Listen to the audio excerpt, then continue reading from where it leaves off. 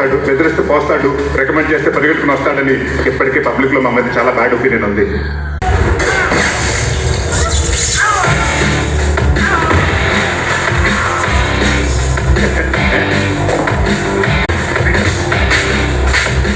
ఉదయం 10ంటికి ఆఫీస్కి వస్తావు, సాయంత్రం 6 వరకు నీ పిల్లలు ఒంటరిగా ఉంటారు.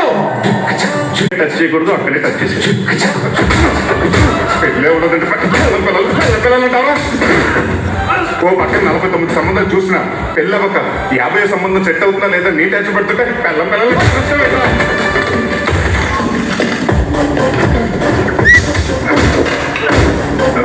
పిల్లలు చూసుకోవాలరా. 70 అమ్మాయికి అస్సలు వచ్చావు కూర్చో.